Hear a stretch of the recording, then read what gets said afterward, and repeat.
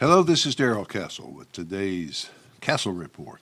This is Friday, the 15th day of July, in the year of our Lord 2022, and I will be talking about strategic blunders made by the United States, followed by the West in general, that have paved the road to war and a possible road to a radioactive future. I hope these things are blunders, because if they were done with the end result in mind, then that would indeed be terrifying. It would mean that the destruction we're seeing today is part of an overall plan of world domination. Does it make any sense to destroy your own ability to produce energy, thus making your country dependent on others? Then sanction the others. It sounds like madness, but that's exactly what the U.S. has done. Joe Biden canceled the Keystone Pipeline on his first day in office, as well as making it very difficult to produce energy from oil by drilling for it. The U.S. was enjoying an unprecedented energy boom, complete energy independence with Donald Trump as president, but with Biden, all that's been reversed. The U.S. went from energy independence and a net exporter to begging ideological enemies for relief from the skyrocketing costs. The administration's belligerence toward Russia and its unwillingness to even discuss Russia's security concerns has led to a war of attrition in Ukraine. Now Russia appears to be winning.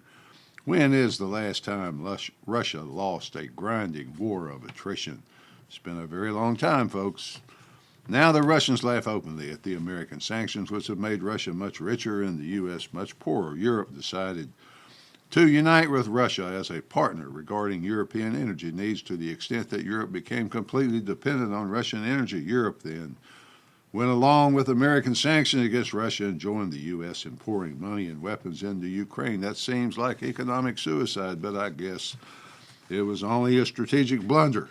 It's been an abject failure, since it has made Russia stronger and severely damaged the economies of the U.S. and much of Europe. Germany, once the manufacturing heart of Europe, suffered through $1 billion trade deficit last quarter. Germany now is a net importer, and thanks to the energy policies of Angela Merkel, is facing a long, difficult winter in the cold and dark. The green energy policies of Miss Merkel have been a disaster for Germany. The Germans have learned the hard way that the ability to produce energy once lost is very hard to regain. It is especially difficult to achieve through wind and solar when you have nothing else. France has held up a little better, since, unlike Germany, it did not close down its nuclear plants. The Green Revolution is manifesting itself in ways those who started it failed to consider. Or maybe they did consider, who knows. The result of all the paranoia over climate change, the environment, has been the beginning of starvation for much of the world. In Sri Lanka, for example, there is no food, no fuel to transport it if there was food. Sri Lanka once food independent, but now totally dependent on food imports, which is a recipe for catastrophe. Is that a picture for the rest of the world coming, folks? We'll see. Time will tell. The result was the people storming the government buildings, forcing the resignation of both the prime minister and the president. How long? How long before the mobs of people demand more than just their resignations?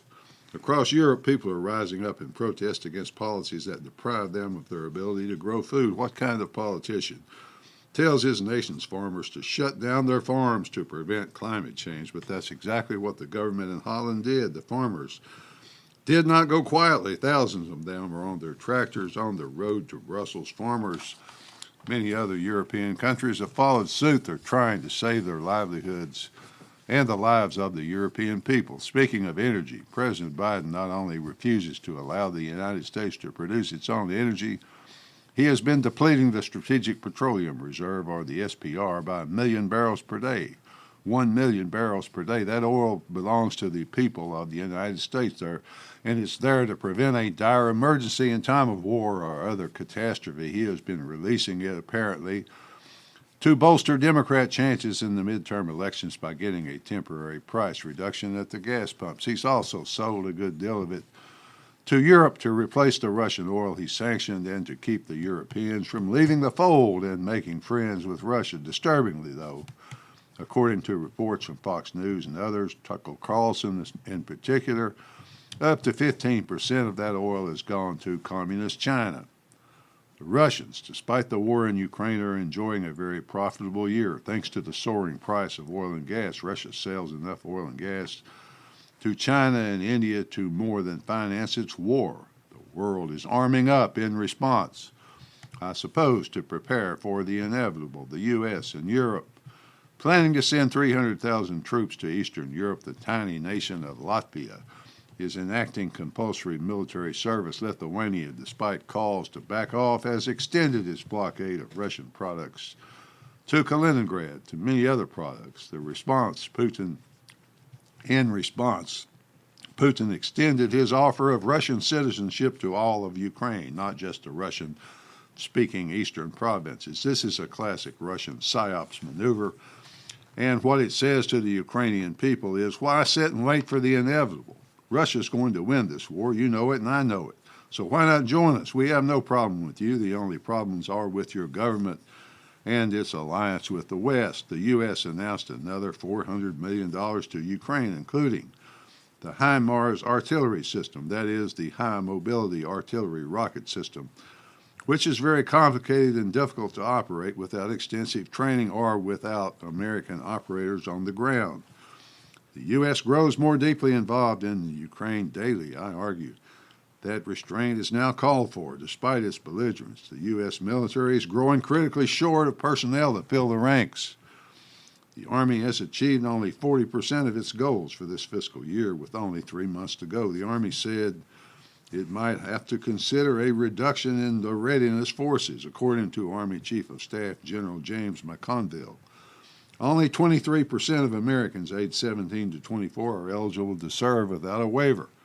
This is due to obesity, drug use, or criminal record. Of the 23% who are eligible, only 9% of those have any interest in serving. The potential recruits express fear that they would experience emotional or physical harm if they join.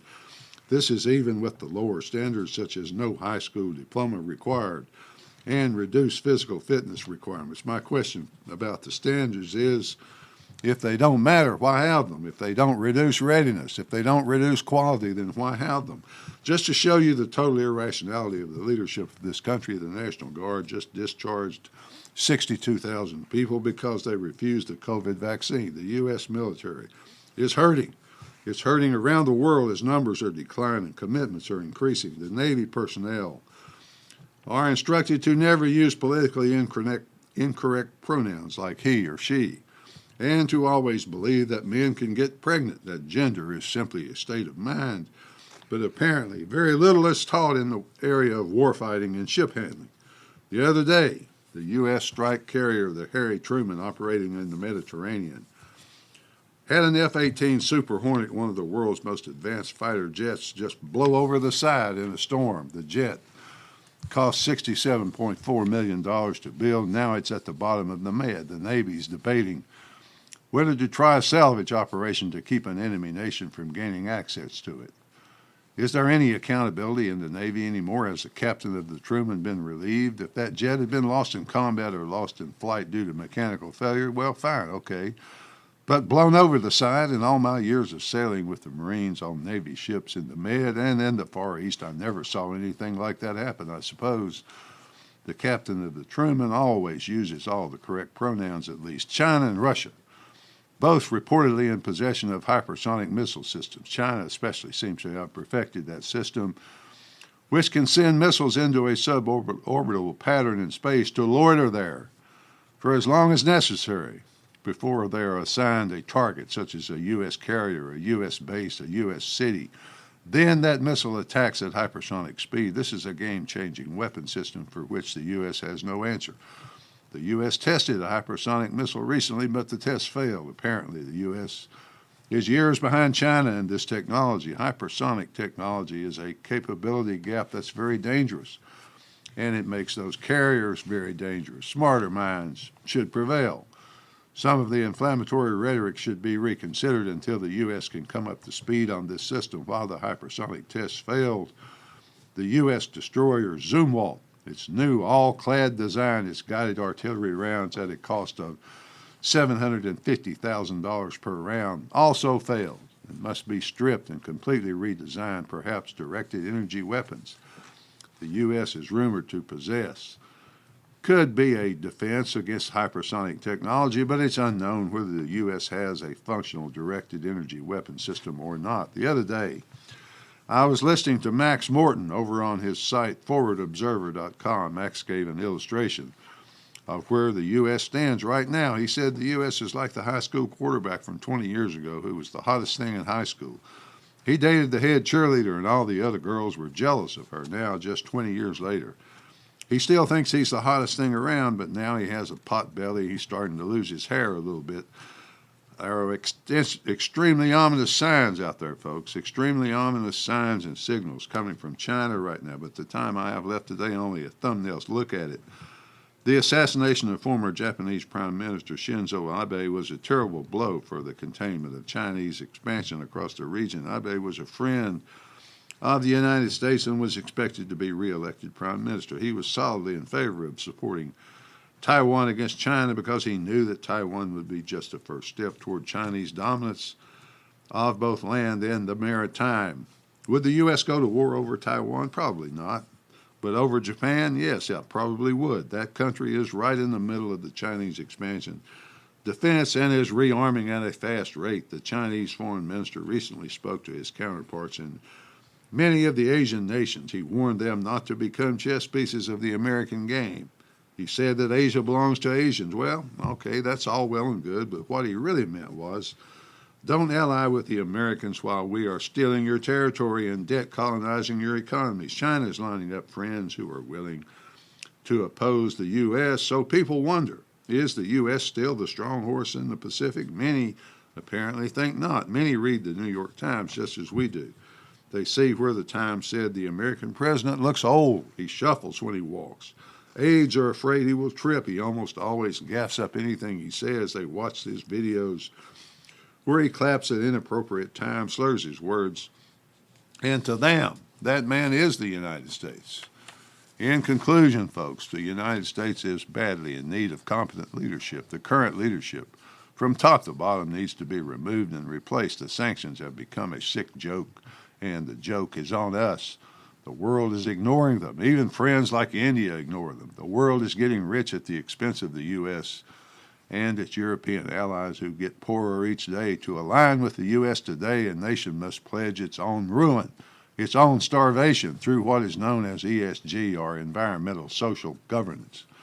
See, folks, this movement to go green covers so much more than the environment. A nation literally has to destroy its ability to feed its people to become a U.S. ally, but China has no such requirement. Finally, folks, this is madness. I know you can see that. Somebody up there, most likely a lot of somebodies, must be raving lunatics. Little by little, the ruling elite are revealing to the rest of us just how wicked they really are. Now they have us on the path to a radioactive future. Maybe it's all just part of the plan. At least that's the way I see it, folks. Until next time, this is Darrell Castle. Thanks for listening.